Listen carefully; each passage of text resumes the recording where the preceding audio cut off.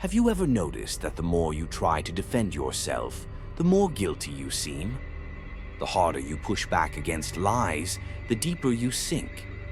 Meanwhile, the ones spreading falsehoods walk away untouched. It feels unfair, doesn't it? But here's something most people never realize. The moment you stop reacting, stop explaining, and stop trying to control how others see you, things begin to shift. Think of quicksand. Struggling only pulls you in deeper, but staying still allows you to rise. The same applies to dealing with lies and negativity. When you stop feeding the drama, karma takes over and balances the scales. Every action sends ripples through life, like a stone dropped into still water. The negativity others put out always finds its way back to them. So while they waste energy scheming and provoking, you have a choice. Get dragged into their chaos or step back and let karma do its work. Because the moment you choose silence, their own actions return to them. Their negativity consumes them. And today I'll show you when to stay silent and let karma handle what words never could. Don't miss a second of this video. By the end, you'll see silence and stoic wisdom in a whole new way. And hey, if this message resonates with you, do me a simple favor. Hit that subscribe button. It means the world to me. Now let's dive in. When lies try to define you, dealing with people who twist reality to damage your reputation is exhausting. One moment, you're living your life peacefully. The next, someone is spreading false stories about you. Your first instinct? Defend yourself. Set the record straight. Prove them wrong. I get it. I've been there too. But here's the truth. The more you argue against a lie, the more power you give it. Fighting back only keeps it alive. Marcus Aurelius once said, "If it's not right, don't do it. If it's not true, don't say it. Live with integrity, and time will prove your truth." People who thrive on lies want your reaction. They need it to keep their stories going. Every response you give is fuel for them. So instead of engaging, step back, breathe. Let your actions do the talking. A story of patience. My friend Mark had a co-worker who spread nasty rumors about him, accusing him of cheating to get ahead. People started doubting him. The tension at work grew. Mark's first impulse was to explain himself to everyone, but instead, he chose silence. He focused on his work and stayed consistent. And guess what? A few weeks later, people noticed something odd. The co-worker who spread the rumors had a history of doing the same to others. The lies crumbled under their own weight. So, next time someone tries to ruin your reputation, remember this. Your character is built by your actions, not others' opinions. Truth always rises, no matter how deep it's buried. When betrayal hits, betrayal cuts deep, especially when it comes from someone you trusted. It shakes your world, leaving you questioning everything. The natural reaction: confront them, demand answers, make them see how much they've hurt you. But here's a thought from Stoicism. The best revenge is not to be like your enemy. No argument will change their mind. They've already justified their actions. Choosing silence and walking away speaks louder than any words ever could. Because when you stay calm, you show strength. You reclaim control over your emotions. Your peace and dignity are worth more than forcing someone to admit their mistakes. As Epictetus said, it's not what happens to you, but how you react that matters. Handling insults, like a Stoic. We've all been there. Someone throws a snide comment your way, a passive-aggressive jab meant to put you down. Your heart races, your fists clench. You want to fire back. But here's the twist. Responding with anger gives them power over you. It shows they got under your skin. Marcus Aurelius had a simple but profound truth. The best revenge is not to be like your enemy. When people insult you, their goal isn't truth, it's control. They want to trigger you. But But when you respond with silence or calm indifference, it flips the script. They lose. My friend Sam worked in a competitive office where a co-worker loved making subtle digs at him in meetings. At first, Sam defended himself, trying to prove his worth, but he soon realized he was playing into their hands. So he tried a new approach. The next time the co-worker made a snarky remark, Sam just smiled and continued speaking with confidence, as if the insult never landed. The room felt the shift. The insult lost its power, and soon the co-worker stopped entirely because they realized they couldn't control Sam anymore. The power of silence. Epictetus once said, "Anyone who can anger you becomes your master." Think about that. Do you really want someone who thrives on negativity to control your emotions, your day, your energy? The next time someone insults you, pause. Take a breath. Remind yourself that their words reveal more about their insecurities than about you. Choosing silence isn't weakness, it's strength. It shows self-control, confidence, and emotional mastery. And trust me, nothing frustrates an insulter more than realizing they have zero power over you. Insecurities than about you. Choosing silence isn't weakness, it's strength. It shows self-control, confidence, and emotional mastery. And trust me, nothing frustrates an insulter more than realizing they have zero power over you. Here's a grammatically correct paraphrased version of your text. A practical approach to handling insults and manipulation with stoicism. Here's a simple yet effective strategy you can use immediately when someone throws an insult your way. Pause for a moment. Offer a genuine smile, and choose not to respond. If you feel the need to reply, keep it neutral and calm. Something like, "That's an interesting perspective," or even better, "Thanks for sharing." You'll notice their confidence waver as they realize their attempt to provoke you has failed. We've all encountered someone who has an uncanny ability to twist any situation in their favor, making themselves appear innocent while portraying you as the antagonist. These individuals excel at manipulating narratives, omitting key details, and garnering sympathy from those around them. It's exhausting, and your natural instinct might be to defend yourself and set the record straight. However, the moment you do, you fall right into their trap. Stoicism offers invaluable wisdom in such situations. Marcus Aurelius once said, "You have power over your mind, not outside events." Realize this, and you will find strength. You cannot prevent someone from playing the victim, but you can absolutely control your reaction. These individuals thrive on your emotional responses, using your efforts to clarify or correct them as further proof that they are under attack.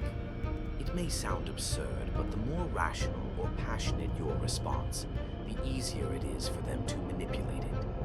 Your most powerful move, choosing silence or calm detachment. When you refuse to engage with their victim narrative, you strip it of its power. Stoicism teaches that true peace comes from internal clarity, not external validation. You don't need to prove your innocence when you are confident in your own truth. Ignoring the drama and staying emotionally detached is a quiet yet formidable display of strength. The truth always reveals itself. People who habitually play the victim eventually expose themselves. Over time, patterns emerge, and others begin to notice how conflict always seems to follow them. Epictetus wisely stated, "Freedom is the only worthy goal. It is achieved by disregarding things beyond your control." While you can't control their manipulations, you can absolutely control whether or not you participate in their games. By refusing to engage, you send a silent but clear message. I am not willing to play a role in your drama. This kind of silence isn't passive, it's intentional. It allows them the space to reveal their true nature without your involvement. When you step back, your absence speaks volumes, and in time, the truth comes to light on its own. Without your reactions to sustain their fabricated narrative, inconsistencies become more apparent, and reality naturally clarifies itself. Stop chasing recognition. Own your worth. It's a strange and frustrating feeling when you dedicate your time, energy, and effort, whether in relationships, friendships, or your career, only to realize you're being completely overlooked. You consistently show up and give your best, yet your contributions seem invisible. The instinctive response is often to try even harder, to speak louder, to prove your value beyond any doubt. But here's the paradox. Seeking recognition rarely earns you more respect. In fact, it often makes people take you for granted even more. This is where Stoic wisdom shines. Marcus Aurelius once advised us to seek validation from within, rather than relying on others for approval. He noted, "It never ceases to amaze me. We love ourselves more than anyone else, yet we care more about their opinions than our own. How often do we allow someone's inability to recognize our worth to affect our self-perception? When you depend on external validation, you give others full control over your sense of self-worth. Why should anyone else be responsible for defining your value? Strength lies in silent detachment. A hard but empowering truth is that pleading for recognition only diminishes your value in the eyes of others. It signals insecurity rather than strength. Stoicism teaches that self-respect must always come first. If someone consistently overlooks or undervalues your efforts, the most powerful thing you can do is step back. Not in anger, not in frustration, but in quiet self-assurance. Your absence becomes more powerful than any demand for appreciation ever could be. Think about everyday luxuries like clean water, electricity, or Wi-Fi. We rarely appreciate them until they're gone. The same principle applies to relationships and workplaces. When you stop making yourself constantly available, people begin to realize your true worth. A personal lesson in self-respect. At one point, I found myself constantly going the extra mile, hoping someone would finally acknowledge my efforts and care. But the more I tried, the more invisible I seemed to become. Eventually, I embraced a simple yet profound Stoic principle. You cannot control how much someone values you, but you can control whether or not you tolerate being undervalued. So I quietly stepped back, not with resentment, not with dramatic gestures, but simply by redirecting my energy. Almost immediately, my absence was felt. People started noticing and asking questions. And while their newfound recognition was validating, the true victory was the self-respect I regained in the process. Genuine appreciation can't be forced. It must come naturally. When it doesn't, it's often a sign that your energy is being invested in the wrong place. Stoicism teaches us to find dignity in our own actions rather than in external validation. As Seneca wisely said, "It is a rough road that leads to the heights of greatness." True self-worth is built through resilience, not through seeking approval from others. So the next time you feel overlooked or undervalued, resist the urge to shout louder. Instead, grow quieter. Let your silence be a powerful statement, a reminder of what's missing. Your worth doesn't diminish just because someone else fails to see it.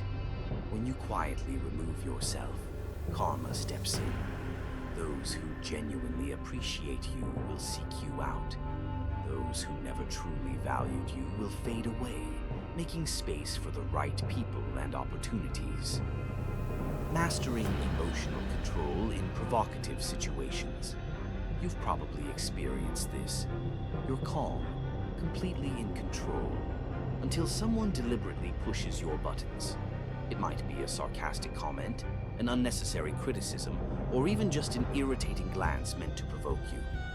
It's as if they're holding a match, waiting for you to explode. The moment you react, whether with anger, defensiveness, or frustration, they win. Your reaction becomes their reward. Stoicism offers a powerful solution here. Marcus Aurelius reminded us, You have power over your mind, not outside events. Realize this, and you will find strength. The only reason someone tries to provoke you is to manipulate your emotions. Your reaction is their trophy. The second you let them influence your state of mind, you've lost control over your own peace. But when you choose silence or calm indifference, you disarm them completely. They expect a reaction, a fight, but instead they're met with tranquility. And nothing frustrates someone who thrives on drama more than being ignored. The ultimate power, emotional mastery. Stoicism teaches that emotional control is not a passive act, it's your greatest strength. Epictetus, another great Stoic philosopher, put it simply: it's not what happens to you, but how you react to it that matters. Mastering your reactions doesn't just protect your peace, it makes you untouchable. When you refuse to let others dictate your emotions, you reclaim your power. And that, more than anything else, is the true essence of Stoicism. Anyone who has the power to anger you in a way becomes your master.